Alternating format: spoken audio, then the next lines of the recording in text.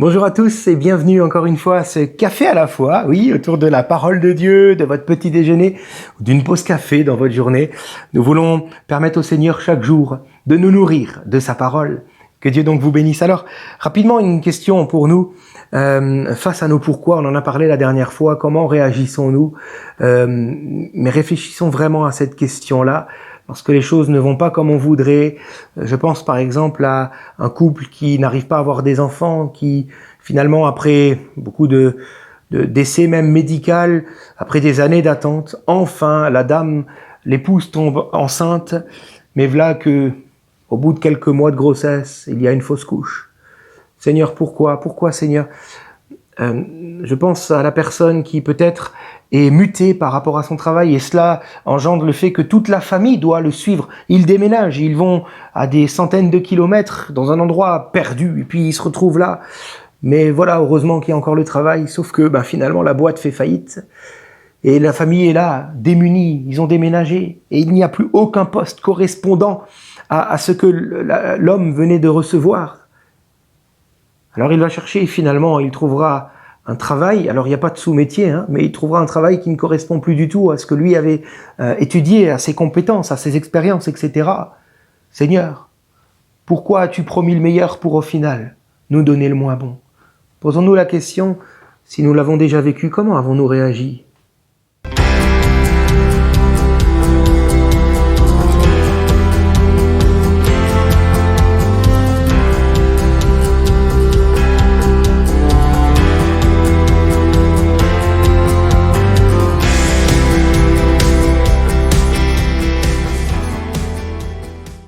Voilà, bonjour, c'est une grâce pour moi de vous retrouver encore aujourd'hui.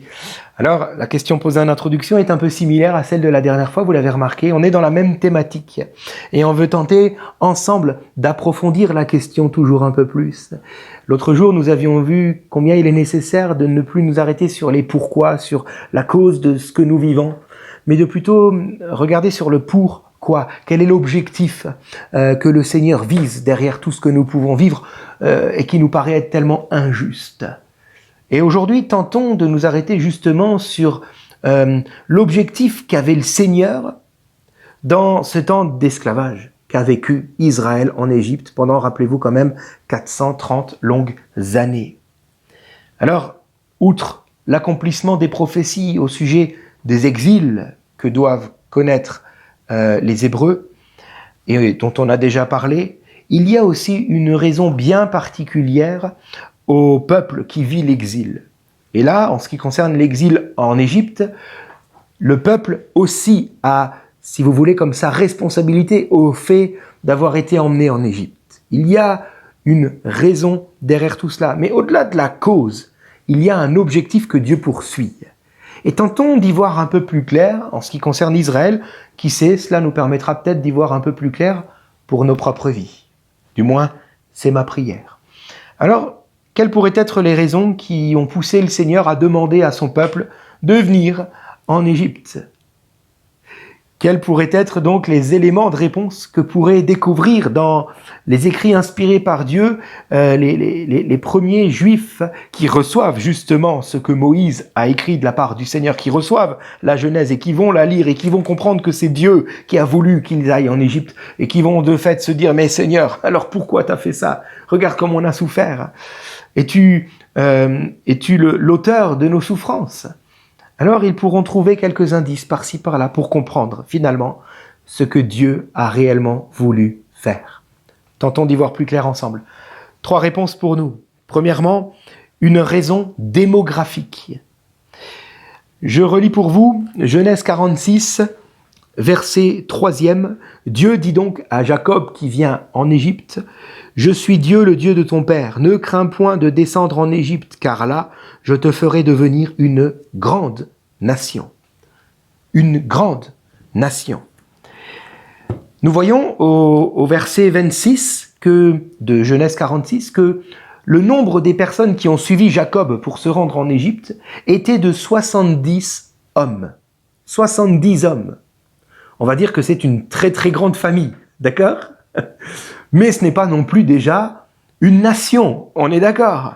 Cependant, après les 430 années d'esclavage, Exode chapitre 12 verset 37 nous dit que le peuple des Hébreux comptera 600 000 hommes.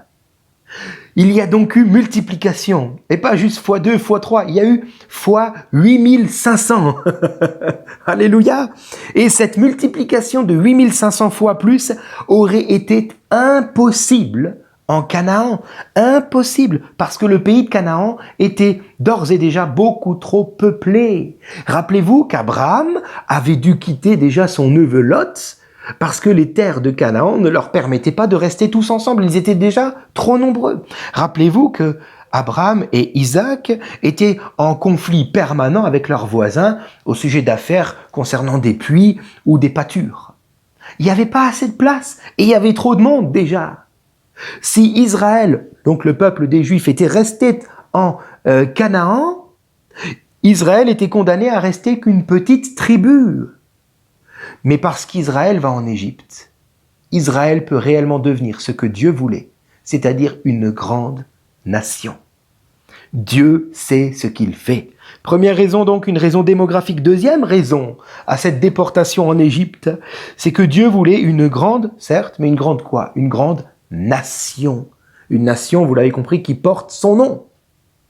Il y a là derrière une raison morale au fait que Israël, le peuple, soit déporté en Égypte. Parce que si Israël était resté en Canaan, Israël aurait été certainement assimilé par les Cananéens. Rappelez-vous, Genèse 38, Judas déjà, il nous est dit qu'il avait tourné le dos à ses frères, autrement dit aux siens, à sa tribu, pour aller où? Se marier avec une Cananéenne.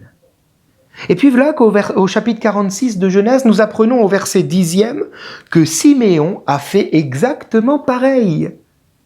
Comme son frère, il est allé se marier avec une Cananéenne. De plus, nous le savons, à cette époque-là, dans le Moyen-Orient, donc en Canaan, les cultes païens étaient basés sur des rituels d'impureté sexuelle. Les Astartés, par exemple, proposaient des prostitutions dites sacrées entre hétéros et homosexuels. Il y avait là des choses infâmes, de l'immoralité sexuelle qui poussaient, même s'ils ne le voulaient pas, les fils de Jacob vers les femmes cananéennes. Et si Israël était resté en Canaan, ils auraient été assimilés. Fini le peuple qui porte le nom de Dieu. Car, la Bible le dit bien, les mauvaises compagnies corrompent les bonnes mœurs. Et puis, vous me direz, mais alors en Égypte, ils auraient aussi pu être assimilés? Eh ben non, justement. Dieu sait exactement ce qu'il fait. S'il a choisi l'Égypte, ce n'est pas pour rien. Parce que figurez-vous que pour les Égyptiens, les Juifs, les Hébreux sont des moins que rien. On retrouve cette information dans Genèse 43, verset 32. Ils refusaient même de manger à la même table que des Hébreux. Car pour un Égyptien, un Hébreu, justement, c'est un esclave. Rien de plus. Ce n'est rien du tout, en fait. Mais non seulement les Égyptiens ont en horreur les Hébreux, mais aussi, et encore davantage même, les Égyptiens ont en horreur les bergers. Et cette information nous est donnée au chapitre 46 et au verset 34. Alors donc, les Égyptiens n'aiment ni les Hébreux, ni les bergers. Ben voilà qui est bien. Toute chose concourt au bien de ceux qui aiment Dieu, n'est-ce pas? Eh ben voilà la bonne affaire, voilà pourquoi Dieu envoie son peuple en Égypte, car son peuple, ce sont des Hébreux qui en plus sont tous bergers. Donc autrement dit, là dans le pays de Goshen, en Égypte, le peuple de Dieu ne risque plus du tout d'être assimilé, car personne ne voudra avoir de contact avec eux. Dieu sait exactement ce qu'il fait. Troisième et dernière raison de cette déportation en Égypte, c'est une raison d'ordre plus spirituel. Et là, je lis pour vous le Deutéronome au chapitre 4 et au verset 20e. Il est écrit « Mais vous, l'Éternel vous a pris et vous a fait sortir de la fournaise de fer de l'Égypte, afin que vous soyez un peuple qui lui appartienne en propre. » Alléluia. Moïse qualifie l'Égypte plutôt les 430 années d'esclavage en Égypte, en disant qu'il s'agissait d'une fournaise qui fait fondre le fer, en ce qui concerne bien entendu les Hébreux. Pourquoi a-t-il dit cela? Pas simplement à cause des travaux forcés, qu'Israël a dû mener pendant ces 4 siècles, mais bien davantage à cause des religions dominantes de l'Égypte, qui interdisaient toute autre forme de religion sur ces terres. Si d'un côté en Canaan, les Juifs pouvaient pratiquer leur religion comme bon leur semblait, sans que cela dérange qui que ce soit, mais au contraire avec toujours une invitation de la part des Cananéens à aussi embrasser leur propre religion à eux, d'un autre côté, si Dieu met à part son peuple de ses cultes impurs pour les emmener en Égypte, d'un autre côté en Égypte, c'est comme si Dieu disait à son peuple, maintenant si vous voulez vraiment être mon peuple, si vous voulez vraiment me suivre, il va falloir que vous preniez position. Qu'est-ce qui me fait dire ça? Par exemple, Exode 8, verset 22, quand Moïse viendra voir le Pharaon pour faire sortir le peuple de l'Égypte, il dira au Pharaon, nos sacrifices à l'Éternel sont en horreur aux Égyptiens. Si nous les offrons sous leurs yeux, ils nous lanceront des pierres pour nous faire mourir. Si tu veux rendre un culte à ton Dieu en Égypte, c'est au péril de ta vie. Voilà la fournaise qui fait fondre le fer pour les Hébreux en Égypte. Et cela va durer 430 longues années. Alors j'aimerais terminer en disant que ce que les Hébreux ont vécu au niveau physique, cette déportation de Canaan jusqu'en Égypte, afin de faire d'eux une grande nation qui porte le nom de Dieu. Cela, nous sommes nous aussi appelés à le vivre, mais non pas physiquement, mais spirituellement. Comment cela? Eh bien, Dieu donne le Saint-Esprit à tous ceux qui acceptent Jésus-Christ. Et le Saint-Esprit vient vivre en nous, afin de faire de nous un peuple qui porte le nom de Dieu, car c'est réellement ce que nous sommes. Nous sommes réellement les enfants de Dieu. Cependant, le Saint-Esprit nous prend et nous met à part, afin que nous puissions vivre comme tels. Autrement dit, ce que nous pouvons connaître comme tracas dans nos vies, les difficultés, des circonstances que nous pouvons rencontrer et qui font soulever dans nos cœurs et dans nos bouches les grands pourquoi vers le Seigneur, tout cela est permis par le Saint-Esprit afin qu'il puisse travailler en nous pour faire de nous un peuple mis à part qui porte le nom du Seigneur. Peut-être que vous souffrez dans votre fournaise, à vous, en ce moment même. J'aimerais vous dire, n'essayez pas d'en sortir ou de demander au Seigneur des explications, mais bien plutôt attachez-vous à Dieu. Écoutez la voix du Saint-Esprit qui est dans vos cœurs, afin qu'il vous montre ce qu'il attend de vous, comme Joseph en prison. Persévérez dans les voies du Seigneur, et Dieu, en son temps, vous fera sortir de cette fournaise, pour que son nom soit glorifié en vous et au travers de vous. Alors, comme Shadrach, Meshach et Abed-Nego, les 3 amis de Daniel, qui eux aussi ont été déportés, non pas en Égypte, mais en Babylonie, eux aussi face à une fournaise ardente, ils vont prendre position, comme eux, proclamons ce qu'ils ont dit et que vous pourrez retrouver dans Daniel 3, versets 17 et 18. « Voici notre Dieu que nous servons peut nous délivrer de la fournaise ardente. Pour lui, ce n'est rien. Il peut le faire. Sinon, sache, ô roi, que nous ne servirons pas tes dieux. Alléluia. Et que jamais nous ne nous prosternerons devant cette statue d'or que tu as érigée. Jamais. Car c'est l'Éternel Dieu que nous voulons servir.